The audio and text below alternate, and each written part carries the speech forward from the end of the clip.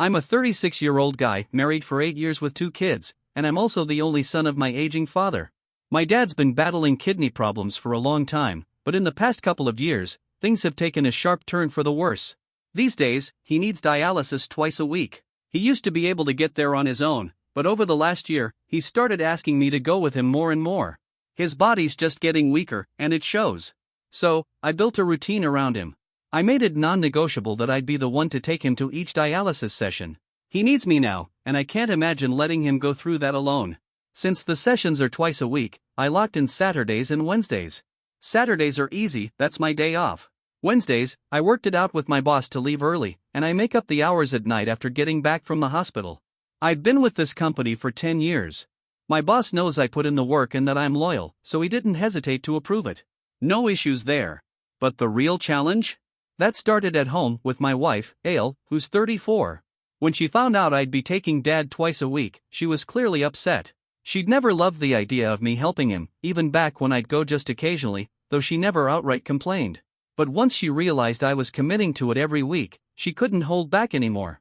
She snapped and told me there was no point wasting my time on him, that no matter what I did, he was never going to appreciate me anyway. That stung, not because it was new information, but because it came from her. Here's the backstory on that. My dad used to run a pretty successful merchandising business. He built up a decent amount of wealth and always assumed I'd take over the family business. But that was never my dream. I had a real passion for tech, coding, software, all that. So when he wanted me to study business, I went with a software degree instead. At first, he tolerated it, as long as I still planned to join the company one day. But after graduation, I got a job at a big-name tech firm, and that's when things went south. He kept pushing for me to take over his business, and I kept putting it off. After I got married, he asked me one last time, and I finally told him no. That was it. He lost it. Said he'd give all his money to charity and not leave me a single penny. I didn't back down. I was doing well for myself anyway, already had a solid salary, bought my own house and car by 29, and was confident I could build my own life without his help. I told him straight up, I didn't need his money. I could make it on my own. That moment changed everything between us. Then, 5 years ago, my mom died suddenly from cardiac arrest. It hit my dad hard. They were always inseparable, and after I'd moved out at 17 for college, she was really all he had left. I lived on my own after school, got my own place, but when Mom passed, Dad was completely alone. That loss is what pulled us back together. I started showing up more, bringing the kids over to visit. We started rebuilding our bond. Eventually, he stepped back from running the business entirely and handed it over to a trust. Aile, my wife, had never been close to my parents, especially not my mom. She always claimed my mom was too nosy and made her feel uncomfortable, so she avoided visits as much as possible. But when my dad told me I was out of the will, Aile started speaking up loudly. She went on about how cruel and petty my parents were. I told her to stay out of it, that my relationship with my family was mine to handle. But she kept pushing back, saying this would directly impact our future, and more importantly, the kids. I tried to reassure her. I told her our future didn't depend on my dad's money. We were stable. We'd be fine. But she refused to let it go. Now, back to the present. When she learned I'd officially committed to taking Dad to dialysis twice a week, she lost it again. I tried explaining, he has no one else. His parents are long gone, and his only brother lives on the opposite side of the city and barely checks in. Since my mom died, Dad's been completely alone. I couldn't turn my back on him now. But Aile didn't want to hear any of that. Lately, she's made every Saturday a battlefield. Every week, she suddenly has something planned, throwing a party, deep cleaning the house, taking the kids on an outing, or even just insisting I pick up groceries. I explained over and over that Saturdays were locked in for Dad, and she could schedule whatever she wanted for Sundays. But she keeps planning around Saturdays anyway and then throws jabs at me when I miss her events or show up late. So every Saturday, I rush to pick Dad up, take him to his dialysis appointment, wait until he's done, drop him back home, and then hurry back to my own house where I'm greeted with sarcasm and eye rolls from my wife. And then there were the tantrums. Saturdays weren't the only problem, Wednesdays became just as bad. I had promised my boss I'd make up for the hours I missed during dialysis by working late in the evenings after I got home. But almost every Wednesday, without fail, my wife would pull something. She'd suddenly have plans, visiting her family, catching up with some friends she hadn't seen in years, or showing up at some random event, leaving me alone to juggle everything. I get back from work in the dialysis center exhausted, only to find myself in charge of the kids, cooking dinner, feeding our youngest, and trying to squeeze in all my pending tasks for work. I know this is turning into a long rant, but this is my reality right now, a mess I live through every week. Dad, bless him, has noticed it too. He's even offered a few times to just go with the nurse instead. He sees me rushing around like I'm on a clock, dropping him off and speeding back without so much as a pause. Even when I pick him up, I ask him to be waiting outside, ready to go, just so I don't lose a single minute. He's got a full-time nurse and a caretaker, so technically he doesn't need me to take him. But emotionally? I know he does. And I do too. That half-hour drive to the dialysis center used to be a good time for us. We'd talk about the old days, about my kids, about anything really. But now, thanks to Aile's constant drama, I spend the whole ride stressed out, gripping the steering wheel, glancing at the clock, weaving through traffic like I'm in some race. It's not how I want it to be. This is the only time I get with my father, and I hate that it's become something I dread because of what's waiting for me back home. I've thought about letting the nurse take over, but I can't bring myself to do it. This is still my dad. I still owe him this much. I'm his son, after all. Things at home have only gotten worse. Aile is relentless. Her argument now is that it's pointless for me to keep helping him since he already cut me out of his will and donated everything to charity. According to her, I'm wasting my time on a man who has nothing left to offer me. I just can't wrap my head around that kind of thinking. Is everything supposed to be about profit and loss? What if someone's parents don't have any wealth at all? Should their kids just abandon them too? That logic makes no sense to me. After months of hearing her go on, I finally snapped one day and told her straight up, "You're not getting anything from your parents either, so why do you keep visiting them all the time?" And man, she lost it. Said her parents were nothing like my greedy father. Said they supported her in everything and would never disown her the way mine did. Told me not to dare compare them. That was just one of many fights. Now it feels like every single Wednesday and Saturday ends in a blowout.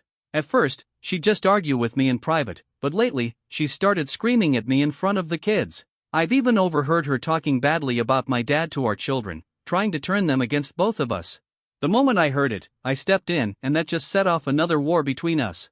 Honestly, her outbursts have become so common that on the rare days she doesn't fight, the silence feels strange, like something's off. But then she usually doubles down the next day to make up for it. I'm at the point now where I don't even argue anymore. I've shut down. I just ignore her like she's not even there because I don't have the energy to keep defending something that shouldn't need defending. I can't and won't turn my back on my father just to appease her. I know he disinherited me, but that was my choice. I didn't want to run his company. That business was his pride, and I let him down. I know that. Giving it away to a trust probably broke his heart, and I can't blame him for cutting me out. I hurt him, plain and simple. Sometimes I wonder if this is karma, me paying the price for the pain I caused him. And now he's getting worse. He can barely move on his own. He needs help just getting down the steps to the car. I used to tell him to wait outside to save time, but now I go in, walk him out slowly, and make sure he's settled in the car before we head out. After the appointment, I help him back into bed and don't leave until he's resting comfortably. He's started having trouble breathing, so I drive gently now, taking extra care not to stress him out. I don't even care about being late anymore. What's the point of rushing back just to be screamed at again? If I have to face the same chaos either way, I'd rather spend that time making my dad's day a little easier. Of course, that new mindset made things worse. Yesterday, Aile hit me with an ultimatum. She said I needed to choose her or my father. I tried one last time to reason with her. I told her he wasn't going to be around much longer. Anyone could see that. But she didn't flinch. Just stared at me and said, "Then you better choose carefully, someone who's going to die soon or someone who's supposed to be with you for life." That did it. I looked her dead in the eye and said, "Then I choose my father.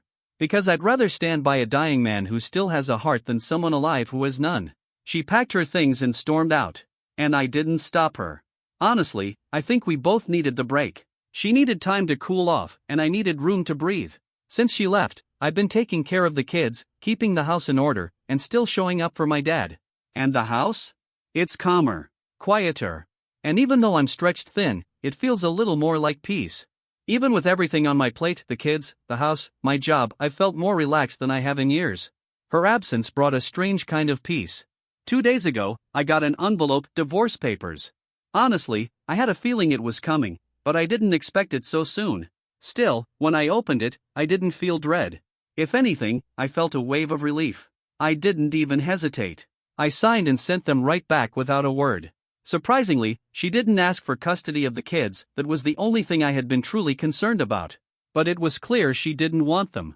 When she got the signed papers back, she called me, screaming over the phone, demanding to know how I could just sign without even calling her or begging her to come back. Can you believe that? Then her mother grabbed the phone and started yelling that a real man would have tried to win his wife back instead of just letting her walk. I couldn't help but laugh. Why would I try to keep someone who was so ready to throw everything away? I told them she left, and I respected her decision. End of story. I even threw in a jab, saying she clearly didn't care about her own children, she didn't even want them. That hit a nerve. She said I could keep everything, the house, the assets, even the kids. Her mother tried to cover for her, saying Ale was still young and wasn't ready for the burden of raising children. You know what? Fine by me. I love my kids, and I'm glad they're with me. That part, keeping them close, is the only thing that really matters to me. It hasn't been easy, though. The younger one especially misses their mom. And trying to juggle parenting with work and life isn't a walk in the park. But I'm managing. I'm pushing through because I have to. Because they need me. Update 2, this one's short, but important. I made the move, the kids, and I shifted into my dad's house. And honestly? Best decision I could have made. Thank you to everyone who suggested it, you were right. Living here has been a blessing. My dad got to spend his days surrounded by the laughter of his grandkids. They brought light into his world, and in return, they got to bond with their grandfather. Dad's caregiver even agreed to help with the kids for a small raise, win-win situation. There's something heartwarming about seeing your kids play with their grandpa, laughing and smiling in the same house where you yourself grew up. It gave all of us something we didn't know we were missing. Ale never saw this coming. She thought that by leaving me, I'd crumble under all the pressure, taking care of my dad, raising the kids, maintaining a house, holding down a job. But everything fell into place. She handed me freedom, and I embraced it. Divorce was the best gift she could have given me. I'm not even bitter, I'm grateful. Honestly, I think I'm getting the last laugh here. Update 3, this one breaks my heart. Last week, my dad passed away in his sleep. He'd spent the entire evening laughing, playing with the kids, telling them stories, and then quietly left us overnight. The doctors said it was peaceful. His nurse and caregiver both said that since we moved in, he was happier, lighter, and it likely extended his life by a few more months. He had been emotionally checked out before we came, but the kids gave him something to hold on for. Losing your last living parent is something I wouldn't wish on anyone. It hurts in a way that doesn't have words. But I'm thankful he left this world happy, surrounded by love. The kids took it hard, especially the older one, but even they remembered his lessons. They said, "Grandpa told us life doesn't stop for anyone, we have to keep going." Hearing that made me proud. He left a mark on them, and I know they'll carry that strength forward.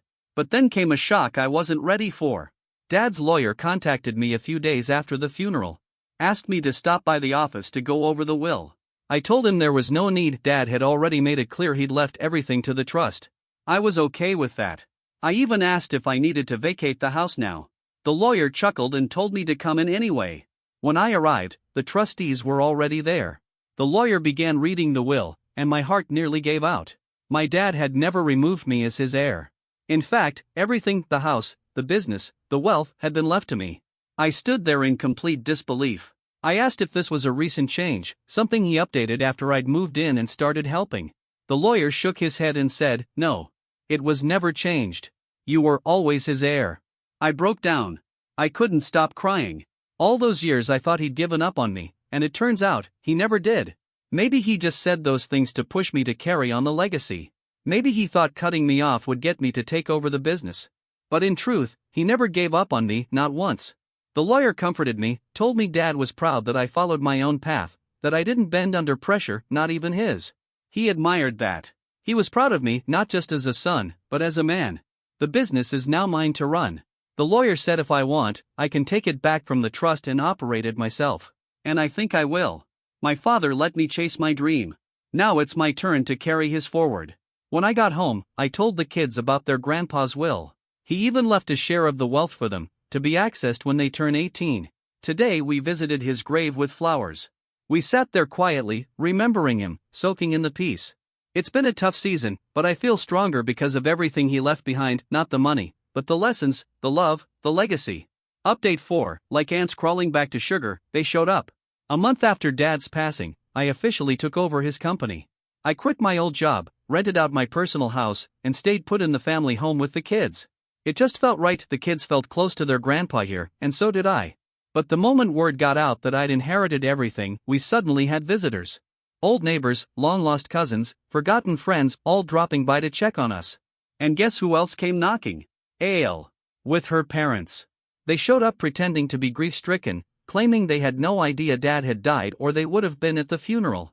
Her parents were suddenly full of praise for the same man they once called greedy.